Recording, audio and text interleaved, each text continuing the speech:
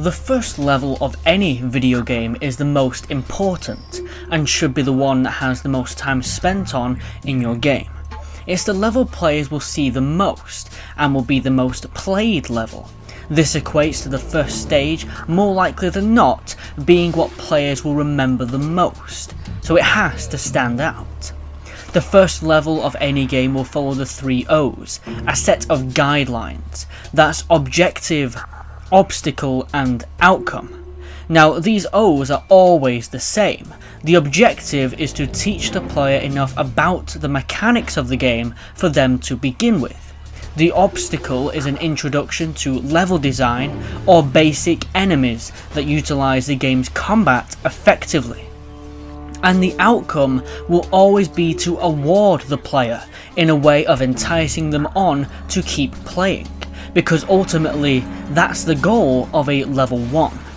See, Super Mario's World 1 followed these rules to a T.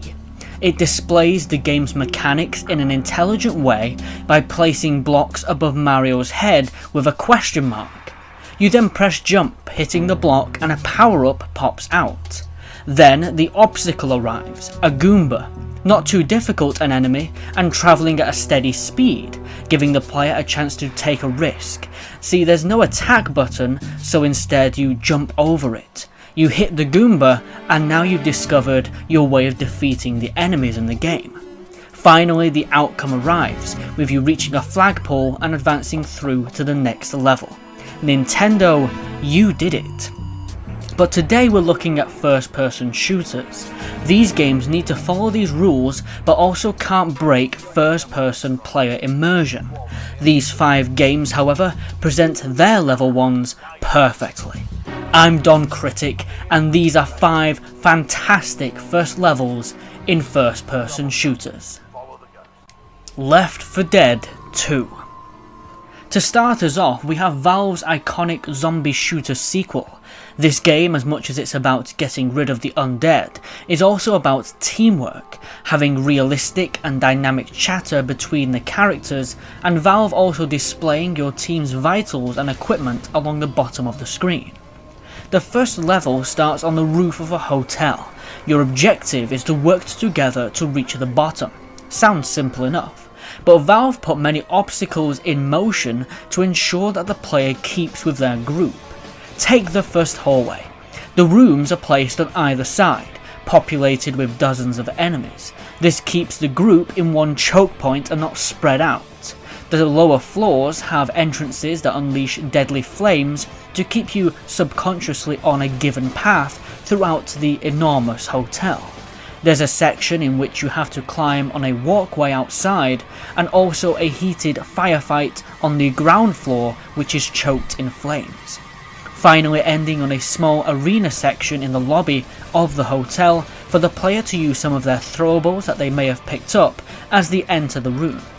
This first level was perfectly crafted to show the player enemy attack patterns, level variety, and that teamwork is the key to success, and coincidentally is one of the most replayable levels in the game. Condemned. Now let's shift to a much slower pace with this psychological thriller. In Condemned, you play as investigator Ethan Thomas, and you arrive at a crime scene within its first level. After the game introduces you to the investigative techniques to find clues on the murder scene, you are separated with your partner. Now you have to search this abandoned building for the killer. You have 1 magazine, a flashlight, and your wits, and you have to scale the game's obstacles alone. The second Condemned is usually regarded as the better. However, what makes the first level of Condemned 1 more effective is its way of displaying the game's mechanics to the player without breaking that important immersion with flimsy tutorials. See, in the second game, your first melee fight happens in a cage arena, and the enemies will spawn outside and then just pour in, and you press the bumpers to beat them up. It's fairly generic and doesn't challenge the player at all. Whereas in the first game, you are locked in a dark, boarded up apartment block, and the enemies use their knowledge of the level and the darkness to get the jump on you. This means that the player naturally feels outnumbered and against impossible odds, which only makes you even more accomplished when you use your wits, you adapt to the environment, and you complete the level alone. It ends perfectly on a cliffhanger, enticing you to continue playing the game further. Condemned captures that intensity of psychological action in just its first 30 minutes. Medal of Honor Frontline. This game needs no introduction. It begins with you stuck in the middle of a squad of anxious and panicked soldiers. There's no music, and all you have control of is the camera. This is an epic way to introduce your World War II shooter. You're on this watercraft for a solid minute. Your squad captain tells you to follow him when you land on the beach. That right there is your tutorial. Now watch what Medal of Honor does next.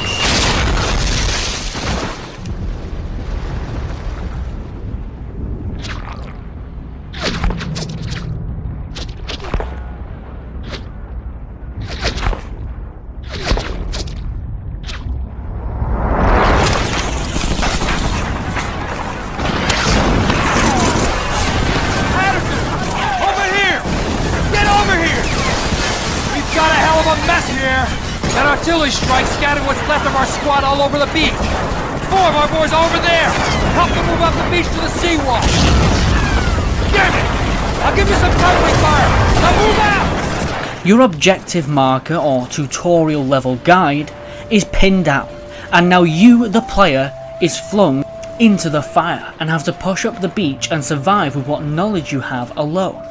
All around you there's attack planes in the sky showering the beach with lead, machine gun nests raining down on you, and you have to crawl through it all, talking to fellow soldiers and offering suppressive fire until you can blow up the barbed wire fence and proceed past the beach head. What this level never falls into the trap of is holding the player's hand. You have complete control from the moment that you get off the boat to the moment that the level is over, and you are pressured by your orders being shouted at you around and the enemy's machine gun fire to learn the controls and fast in a powerful and engaging way. If you compare it to other similar levels like the first level of Call of Duty World War II, which used a similar setup, you can see that the anticipation on the boat and the landing sequence is all a cutscene.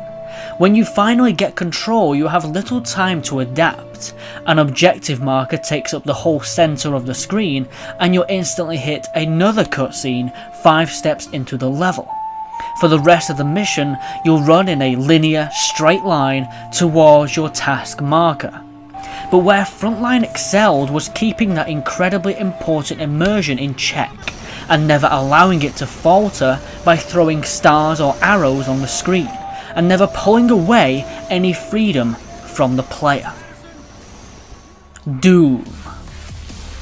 A level it would be hard not to mention is E1-M1, a fantastic level of its day, showcasing a broad range of architecture which wasn't possible with Doom's predecessor Wolfenstein 3D.